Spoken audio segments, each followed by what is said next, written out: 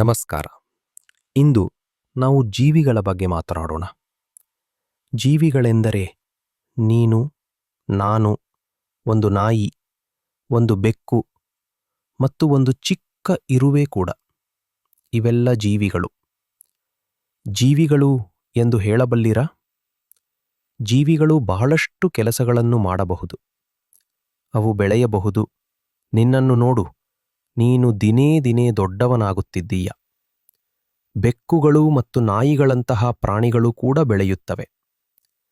ಜೀವಿಗಳಿಗೆ ಬೆಳೆಯಲು ಮತ್ತು ಆಡಲು ಆಹಾರ ಮತ್ತು ನೀರು ಬೇಕು.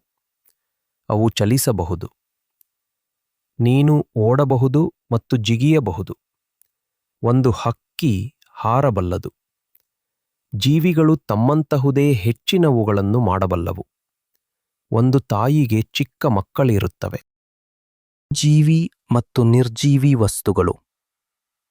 ಈಗ ಕೆಲವು ವಸ್ತುಗಳು ಜೀವಂತವಾಗಿಲ್ಲ.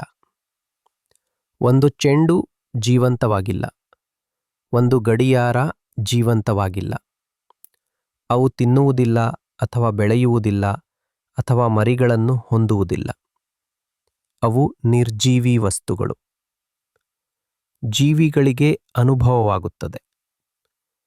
ನೀನು ಬಿಸಿ ಪಾತ್ರೆಯನ್ನು ಮುಟ್ಟಿದರೆ ನಿನಗೆ ನೋವಾಗುತ್ತದೆ, ಸರಿ? ನಿರ್ಜೀವಿ ವಸ್ತುಗಳಿಗೆ ಏನೂ ಅನಿಸುವುದಿಲ್ಲ. ಕೋಶ ರಚನೆ ಮತ್ತು ಮೂಲ ಜೀವಶಾಸ್ತ್ರ. ಎಲ್ಲ ಜೀವಿಗಳು ಬಹಳ ಚಿಕ್ಕ ಭಾಗಗಳಿಂದ ಮಾಡಲ್ಪಟ್ಟಿವೆ. ಅವುಗಳನ್ನು ಕೋಶಗಳು ಎಂದು ಕರೆಯುತ್ತಾರೆ.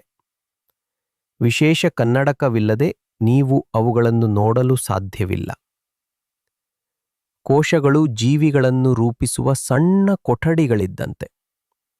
ಅವು ಜೀವನದ ಬಹಳ ಮುಖ್ಯವಾದ ಭಾಗ. ಸಾರಾಂಶ.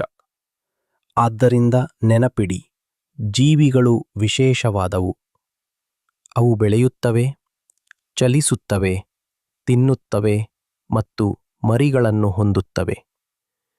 ಅವು ಚೆಂಡುಗಳು ಮತ್ತು ಗಡಿಯಾರಗಳಂತಹ ನಿರ್ಜೀವಿ ವಸ್ತುಗಳಿಗಿಂತ ಭಿನ್ನವಾಗಿವೆ. ಮತ್ತು ಅವೆಲ್ಲವೂ ಕೋಶಗಳು ಎಂಬ ಸಣ್ಣ ಭಾಗಗಳಿಂದ ಮಾಡಲ್ಪಟ್ಟಿವೆ. ಈಗ ನಿಮಗೆ ಜೀವಿಗಳ ಬಗ್ಗೆ ಬಹಳಷ್ಟು ತಿಳಿದಿದೆ.